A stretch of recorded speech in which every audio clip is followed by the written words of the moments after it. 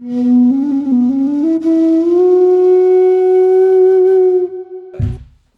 plástico, para hablar de un material, que lo tenemos en todos los envases de alimentación y no alimentación, ¿no?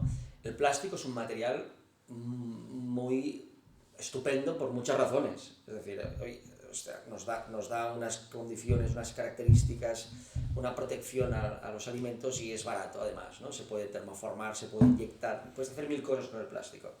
El problema del plástico es si en su final de ciclo de vida no lo tratas bien, que se genera un super problema, y además también si lo analizas desde el petróleo hasta que se acaba reciclando bien, pues tiene un impacto bastante no sostenible al final, ¿de acuerdo? Entonces, cuando piensas en grandes magnitudes, has de pensar, oye, ¿y el plástico cómo lo vamos a cambiar? ¿O por qué material lo vamos a cambiar?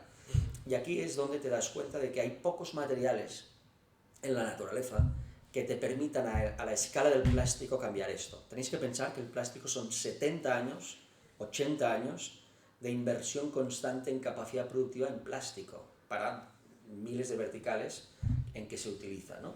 Sustituir todo esto, pues primero, no se sustituye de hoy para mañana, como podemos imaginar. Segundo, no habrá un solo material, como tampoco hay un solo plástico, hay muchos tipos de plástico, y por tanto, si empiezas a pensar en estas magnitudes, te das cuenta de que, por ejemplo, hay un elemento en la naturaleza que puede ser un candidato, que es la celulosa. La celulosa, que la encontramos en los árboles, pero no solo en los árboles, la encontramos también en los residuos orgánicos de un proceso agrícola. Por ejemplo, la tomatera del tomate cherry. La tomatera del tomate cherry también contiene celulosa y ya llega un momento en que esa tomatera no se utiliza y de hecho es un problema, es un residuo que se genera. O la caña de azúcar con el residuo de la caña. O el arroz, o no el arroz, la caña de arroz, ¿vale? O sea, hay muchos materiales ahí fuera que contienen celulosa. Problema, la celulosa no es por sí sola, ni mucho menos parecida al plástico. Es decir, la celulosa se había de hacer algo, porque el plástico pues, te repele el agua, te repele el aceite, te protege del oxígeno según el tipo de plástico. La celulosa no. La celulosa es un material vivo. La celulosa son unos polímeros naturales que están así enganchados entre sí por puentes de hidrógeno, que lo que te hacen es que si los sacas de su forma natural y los quieres volver a enganchar, tendrás que hacer algo con ellos, o sea, para que se enganchen. Y si les quieres dotar de propiedades mecánicas que por sí solas no tienen, tendrás que hacerle otras cosas a la celulosa, ¿vale?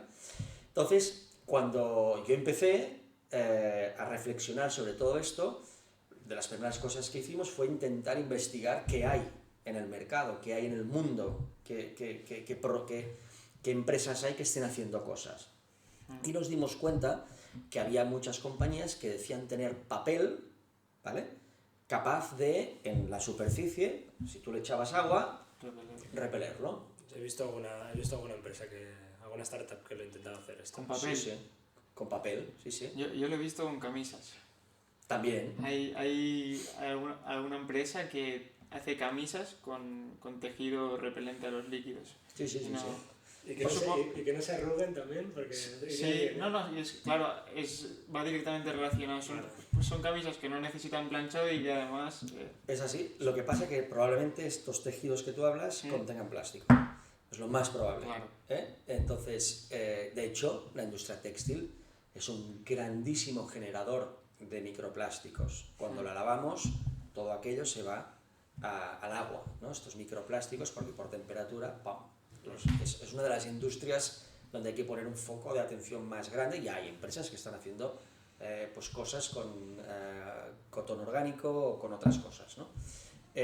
Entonces, en el papel pasa lo mismo. Nosotros vimos qué opciones había y también muy importante, estas empresas que decían tener este papel, ¿qué habían conseguido hacer con este papel, aparte de echarle agua encima y que no se disuelva y no traspase, ¿no? Nos dimos cuenta que nadie había conseguido hacer, por ejemplo, vasos, ¿no? El vaso de un solo uso es algo que utilizamos muchísimo en el mundo. En concreto, en Europa son 120 billones de unidades al año y va creciendo, ¿vale? ¿Por qué? porque tienes muchos ámbitos en el día a día en donde lo utilizamos y en donde una alternativa es muy complicada y no es incluso sostenible ni recomendable por temas de higiene, por ejemplo, ¿vale?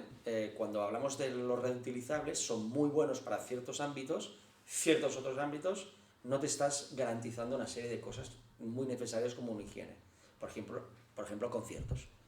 Los típicos conciertos que estamos acostumbrados al vaso reutilizable, pues ya hay muchos estudios que están diciendo que la necesidad de rotación de esos vasos en ese poco tiempo que es un concierto, el lavado y demás, no se acaba asegurando que sea higiénico. Por tanto, empresas como Heineken hicieron, no, Caribou, queremos los vasos de Caribou, porque son vasos de papel sin plástico. He hecho un salto en el tiempo ahora, porque al final, volviendo a cómo empezamos a fabricar, fue planteándonos cuestiones fundamentales de cómo vamos a arreglar esta utilidad que es necesaria y intentando investigar qué se podría hacer. Entonces, ¿qué hicimos nosotros? Pues primero nos dimos cuenta que las máquinas que están pensadas para hacer vasos de papel están todas diseñadas para que en ese papel haya una lámina de plástico dentro, que es el 99% de los vasos que tenemos de papel hoy en día y que llevan existiendo muchos años, y que tú con calor el plástico lo pegas una capa con otra y no te queda un vaso estanco a prueba de líquidos los que quieras, ¿no? Cuando no hay la lámina de plástico, porque el papel lleva otro tratamiento sin plástico, en donde juntar ya no es calentar y punto, y además a una escala grande, a unas velocidades de máquina, a una serie de condiciones, ¿de acuerdo? Pues es ahí donde está el reto.